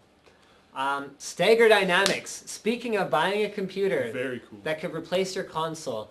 I mean, it's one of those things where it's like, do we need another boutique system builder? And the answer to that question is usually, nein, yet, nicht, no. And any other flavor of absolutely not that you can possibly think of. However, they're coming at it from a new perspective, which I have to respect. So number one is every system's liquid cooled, which, I mean, okay, it's been done before, okay. Number two is they're only using the Ballinist hardware, which has been done before. Number three is they have a special case, which has been done before, but hasn't necessarily been done this well before. And in this way. And in this way before. And number five is they're going after the living room. So this I haven't seen nearly as much before. Now Silverstone's tried to do extremely high-end home theater cases. They've had like 7-inch touchscreen displays on them, and I kind of go, guys, really? Touchscreen? Home theater. It's at the front. It's supposed to be 15 feet away from the viewer. So, I mean, they meant well, but... And that was back when Windows XP was a thing, so... Touchscreen on Windows XP. Yeah, it's like handy clap, right? So that wasn't that great. But... Oh. No, that was me. I was like, who's trying to come in? I'm like rustling all the stuff. But, Ah! That's like, oh my goodness, that's like an Nvidia, like... Baneling? Sure you can! But it's green. Yeah, Nvidia, that's what I said. Okay, yeah. That's like Nvidia green. I was going to say baneling. What was I talking You about? don't know what that is, do you? Yeah, I know what a baneling is. Do I know you? what I played StarCraft. I played 3 rounds of StarCraft 2. Okay. Hey! I did play it. You own it! Well, that's how I played it, smart guy. They have trials. Yeah, trials are just... But you, you said like... Well, no, I needed to use it for benchmarking. I can't have a trial for that. Actually, I think it would still work. Still? I'm not sure. No. I don't know if they're okay, the benchmarking no. that we use is a custom No, game. Blizzard is You don't know what it is because you've never run that one. Blizzard is the king of trials that are like the worst thing ever. If you can run a custom game, I have no idea if you can on the trial because I owned it as well. Well, it expires after 14 days. Like, you can't No, sign in. there's like a starter edition. Well, is that a different thing than a trial? Yeah, because there's no like... Well, end. trial's a very specific It's like thing. free-to-play StarCraft. I think you can even play multiplayer, but you can only play as Terran. What? Yeah, like it's kind of weird. Okay, well that's not the thing that I had. I had trials. Like Nvidia was giving out StarCraft 2 trials with graphics cards. Yeah. Okay, but there's like it came out later. So he calls me ignorant, but it turns out he's actually talking about a completely different thing than what he was actually talking. Says if he'd said starter edition, I'd have said, "Gee, Slick, what starter edition? You wouldn't Please have. tell me more about No, it you because wouldn't I have. really do like hearing your opinion on things." That's crap. What the heck were we I talking have about? no idea. Steiger Dynamics. Yeah, Steiger Dynamics. Okay, so they're going after the living room, so it's a super high-end chassis. It has a beautiful display on the front. It's big. It's like this big. And the chassis is set up for just ball and liquid cooling. It's like this tall, so it's like thick and awesome. It has a window on the top. It looks absolutely beautiful. We might have a unit coming in, so we can do some awesome like glamour footage of it and show you guys exactly what a system like this looks like. And, I mean... Is it expensive? Yes. But if you want like the best home theater solution possible. And great for gaming, along with like a Couch Master. We unboxed that recently, which is kind of awesome. But like, look at it from this perspective. It wasn't that long ago that any random desktop computer was like $5,000, and people didn't really blink an eye. Is it that crazy to spend money on a computer that's awesome? I mean, you could go buy an HP. You could build your own. But you wouldn't actually be able to build something quite like this. And the way they do the cabling is absolutely immaculate. Like, it's as good as anyone but the very, very top tier of elitist enthusiasts would build for themselves. Like, it's probably better than I would build, to be perfectly honest. Just due to like time and whatnot. Well, time and just general patience and general skill. I have no metalworking background, which is a huge detriment. I think mainly time, considering your computer isn't running yet. Yes. Okay, I will... What did I say? You said before Star Citizen. Before Star Citizen hits alpha, my computer will be done. And I will say this, although we can't talk about embargoed and non-NDA'd products, but I will have my computer up and running before there's a replacement for the 690. So I will only be 1 generation behind by the time my computer is actually done. So, there. Still, the entire time I've known you, you haven't had a real fully working computer. It was working. It's on a bench, Yes. sitting on like carpet with SSDs just like sprawling out on the floor. Yes. I don't think that counts. It was working. I don't think it counts. It was working. I didn't have the 590 in it. But I had like a 480 or something. Okay, whatever. I don't want to talk to you anymore. What else was cool? Stuff. Oh yeah, the Silverstone dust. We didn't was even cool. finish talking about the monitor. Oh yeah, the monitor. Oh yeah, I wanted to take Twitter questions about that or something. Yeah. Twitter comments. Oh right, then I started looking for the keyboard, then I couldn't find it because you hid it on me again. I'm pretty sure you're the one that repeatedly puts it there. I'm pretty sure that that's probably right. Okay, so let's do some Twitter stuff for a little bit here to close this out, guys. Back to the top. No. I completely lost my voice in CES. That was kind of rough. Yeah. It's hard to be a video guy when you have no voice. It's like not good business.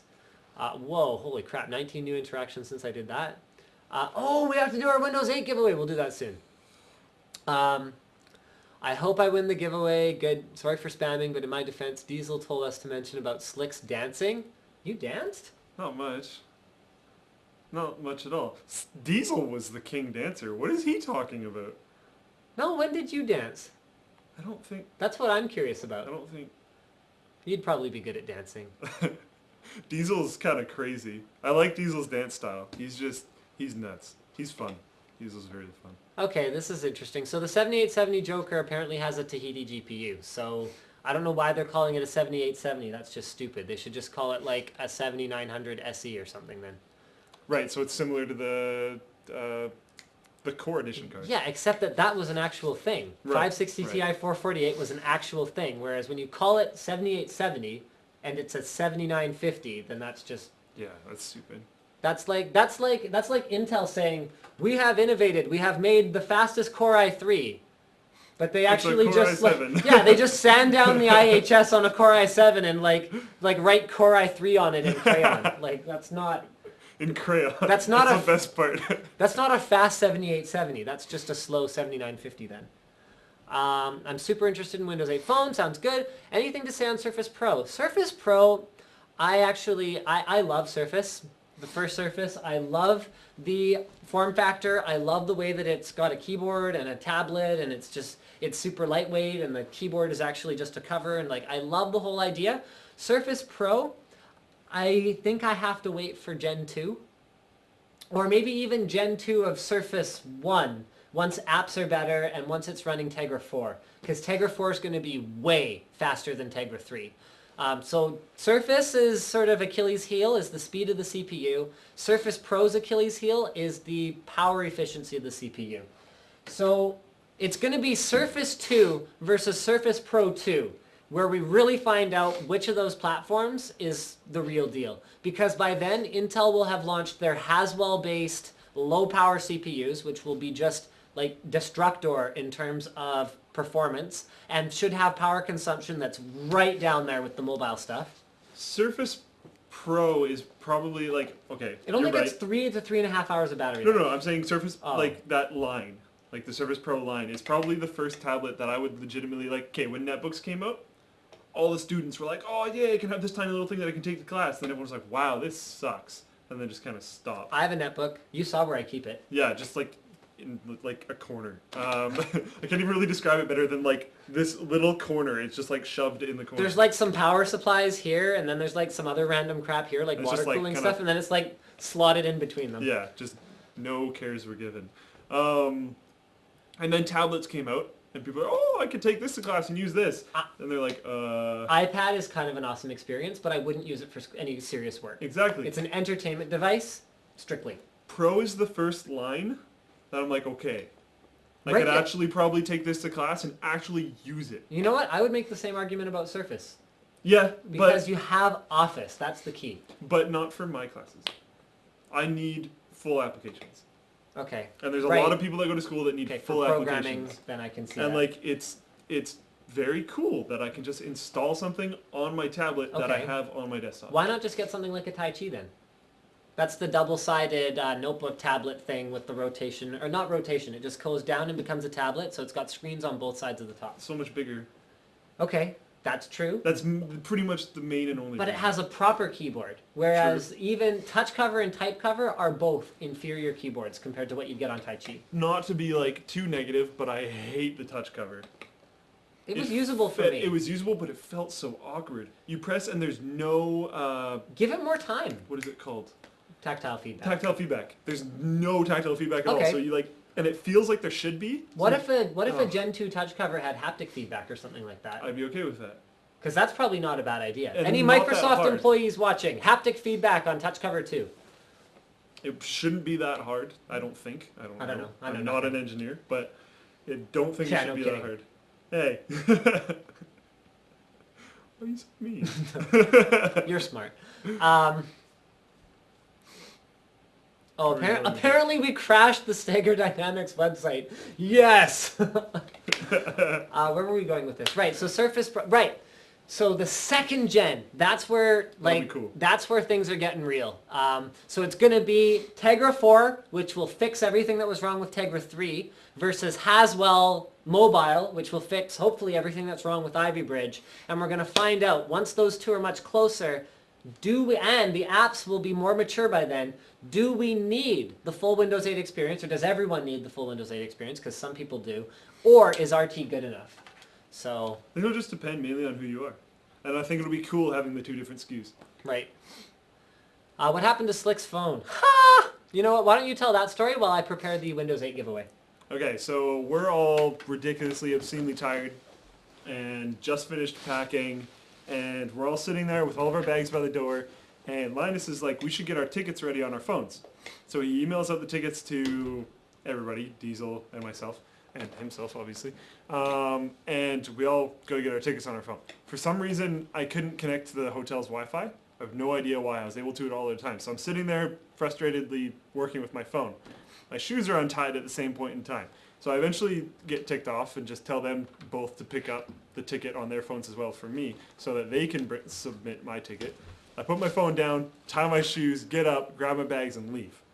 I realized partway through the taxi ride that, like, oh no, I don't have my phone. Because I always keep it in my front right-hand pocket. So I kind of noticed, I was like, something feels weird, and then I kind of noticed that my phone's not there. Luckily, if you watch the CES coverage, you probably saw him a little bit. Harrison, my buddy, is still in that hotel room. So when I got back, I borrowed Linus's phone and texted Harrison and was like, hey, can you grab my phone? So he's shipping that to me. I still won't have it for a while. It's really weird not having a phone. I lasted through pretty much almost all of high school without a phone and liked it. But now that I have one, I don't know. Flip phones I never really cared about. Smartphones is completely different because I can do email and I can do everything else on my phone. So it just feels very awkward not having my phone. I hope I get it soon. But that was kind of a crappy story. I never usually leave my phone places. That was just massive sleep deprivation and distractions. I also left my watch there. Really? Yeah, Harrison got that as well. Oh, you got that as well? Okay. Yeah. Oh, that's like superly disappointing. That would have been ridiculously sad as well, because that's a very cool watch. That's a something Tokyo Flash Japan. RPM. Yeah. Tokyo Flash RPM. That's a very cool watch. We did an unboxing of that at one point, so Slick is the one who ended up with that watch. All right, Windows 8 giveaway time! Drum roll. Okay, so Timmy Tech TV. Hold on. I'm gonna bring up the channel that you guys are supposed to be following because they are actually the ones that are contributing these prizes. These Windows 8s are not coming from me. They're coming from Timmy Tech TV. And I would like to give you guys a question that will rely on you guys actually having been paying attention to Timmy Tech TV besides just being like sort of, wham bam, thank you ma'am, that prize is fantastic, thank you so much, and we're never going to look at anything you do ever again. So Timmy actually gave me a question to ask you guys that will be, what storage boot drive did Tim use in the MATX build? So I know at least some of you are going to try to cheat, and that's fine. Cheating is encouraged. But it will be the first one to tweet us the correct answer, and I want exactly the correct answer. I want the capacity. I want any little symbols that go along with it. I want exactly what SSD was used. Take the time, type it properly. I'm gonna guess, but using my hand. How could you possibly know this? I haven't seen it. I'm just gonna make a guess. You're gonna guess, okay. I don't even know what that was. No. No? Nope. You're wrong. You lose. You lose. And yes, I do have phones behind me, but unfortunately Slick does not have his SIM. So yeah, That's kind of useless. you're boninated. I could use it as a email and everything, You could. but I have a computer. So I want the exact model. I'm not giving any hints. Any hints. There's Want so the many different- exact model. Capacity and everything. Yeah, You said capacity. I want the exact model name. Not the part number. I just want the model name in its completest form. There's a couple of people guessing the exact same thing I guessed. Yeah. Yeah, there's a lot of people guessing a lot of things that aren't quite right. Aren't quite right. I don't just want the brand, guys. I want the model name of the SSD. Let's go down. Let's go down. Oh. Oh yeah, we should talk about Google Fiber after. That's not rolling out in Canada, is it? No, we should talk about how mad we are about that. Very mad. Very mad. Especially BC. Roll it out in BC. We have crappy internet. I know. Like really well, it's crappy not internet. that bad. It's pretty bad. Shaw has some good plans. Still pretty Okay, hold on. You have to check? Yeah, I can't remember exactly what it is. Do you want me to check? No, it's okay. Okay, I'll say this. Martin's really close, but he's not there. He's actually missed the actual, like, brand. Or, like, he's missed the series name. See, a lot of people, like, I don't know how many times have I said, I don't want to see a capacity with a manufacturer. I want to know exactly which one. See, V-Series is not good enough. And it wasn't a V200.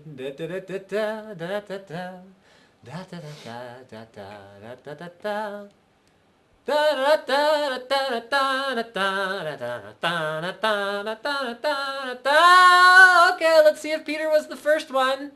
There we go. Kingston, 128 gig SSD now, V+. Hold on, did anyone get it before Peter?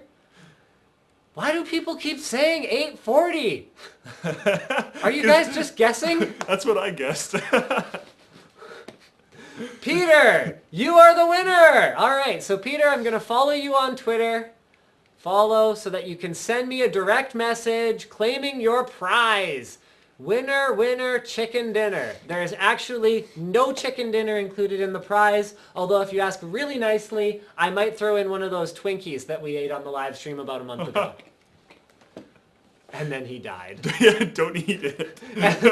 And then Linus got his copy of Windows 8. Send it a month or two before, so you don't have to pay for shipping.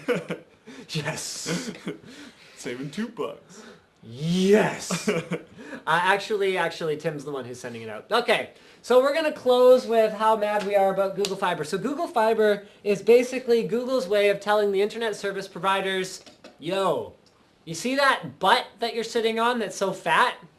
It's time to not sit on that fat butt anymore and actually improve the infrastructure that's going on. And like seriously. You look at what they used to have to invest for infrastructure versus what they're willing to do now. Copper wasn't cheap like 20 years ago. Running the wire wasn't cheap. And I understand that they want that investment to pay for itself. Blah-de-blah-de-blah-de-blah. However, fiber isn't ridiculously unreasonable to run, and the infrastructure that's going into it isn't ridiculously unreasonable. It's just a matter of, well, we don't have to. So Google's making them have to. Google is making them have to. So they've rolled it out, what is it, in like Kentucky or something stupid like that? Kentucky, I'm pretty sure, and one other place? I think it's a very limited rollout where Google is rolling out gigabit internet to... Freaking awesome. Gigabit, like up, down, gigabit internet to selected communities. So that basically, like think about this, guys. You'd be able to take a full uncompressed DVD rip and transfer that at about 100 megabytes per second, so about 4 seconds per, or rather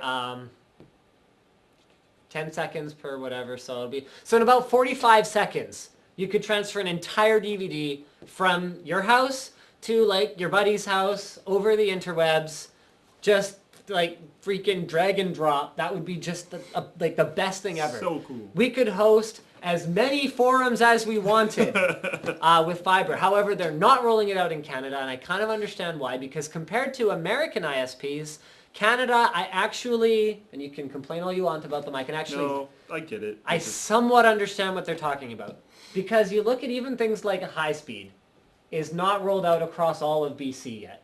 Because there's just so much land to cover. Like, I get it. It just sucks. I want faster internet. like when it's going to cost them like, a couple $100,000 to do a cable run to like Your stupid house. 100 mile house where there's like 40 people. Like, do the math. If each of those people is paying $39.99 for their light speed plan because they're a bunch of people who don't necessarily care because they're busy hunting or chopping firewood or whatever else people do out there.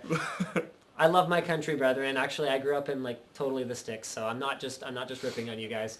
But quite frankly, there's other things to do other than the internet, especially like the culture there is different. So they're all on their $39.99 high-speed plans, light-speed plans. How long does it take that to pay for itself? So yes, there has to be a subsidy that comes from the denser areas, especially somewhere like Canada, where it's this enormous landmass. I mean, think about this, guys. Canada has fewer people than the state of California alone. I'm going to let that sink in for a minute. In terms of population density. Yeah. Has it sunk in now? Because Canada has the second largest landmass on Earth after Russia. And, like, nobody lives there. So yeah, I kind of understand. But in the States, I am so glad to see this happening because what I expect is, especially along the bottom regions of Canada, especially down over near the Great Lakes, I would expect the infrastructure that's getting built to kind of creep its way over the border slowly to cities like Vancouver and Toronto, where people like yours truly will get to take advantage of them, because the internet has not been speeding up fast enough compared to everything else that's going on. And if we're going to have a chance of being on the cutting edge of some of the technologies that are coming, whether you like them or not, things like IP gaming, it's coming. They will be able to roll that. No, but think about it. Imagine if you were on a fiber gigabit connection. I just want my own rig. Who cares at that point, though? I just want my own rig. Why? Because I like What having if the my own rig. latencies were like 3 milliseconds? I have, what is it? Okay. Altogether, I have like 100 and something gigs of cloud storage available. And Okay. I use like 24 megabytes. Well, that's because it's so inaccessible. What if you could access it at full gigabit? It's still pretty accessible for documents and stuff, and I just don't. That's irresponsible, though. I don't like it. I like having local storage. Do you have a RAID backup of it? I have a backup. Are you using my server? You're so fired.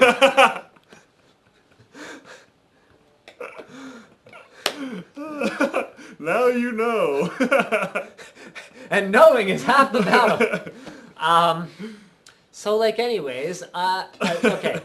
IP gaming is coming, whether guys like this believe in it or not. 30 years from now, a gaming PC will be a relic. I know it's coming. It's coming.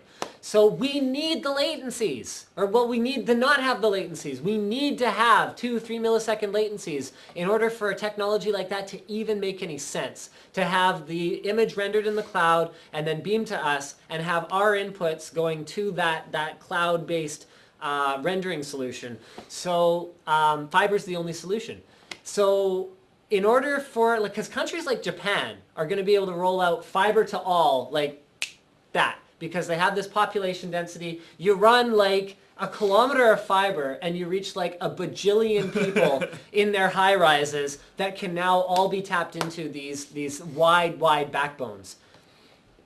We can't do it here, and that's fine, but it means that North America is going to fall behind on the technology curve, so Google's doing their part to kind of step up and make that a reality, put some pressure on those guys. I love it. I'm happy to see it, and I'd hope that within the next 3 to 5 years, I'll be able to get a beast connection here. I mean, already now over copper, I can get 250 down. I just wish the ISPs would stop being so stingy about upload, and that's another place where Google's really pushing the envelope with this technology, where they're saying, no, a gigabit pipe is a gigabit pipe. Gigabit up, gigabit down. What do you think this is? Because, yeah, like, come on. Upload has always been terrible. I remember before we upgraded at our house, we had 50 kilobytes. 512K. Effective. Yeah. Oh yeah, 50 kilobytes. Oh yeah, 50 sorry. kilobytes. Effective. Like, what? And that was a high-speed plan. Yeah. If anyone did anything, you're Yeah. nope, done. You My can't. mom would be like, "Oh, I'm gonna upload a YouTube video of my dog." It's just like, no one can use the internet for a day. Yeah. It's like, oh. So that needs to just go away and die in a fire, and it's very exciting. And I think that's probably pretty much going to do it for our live stream tonight.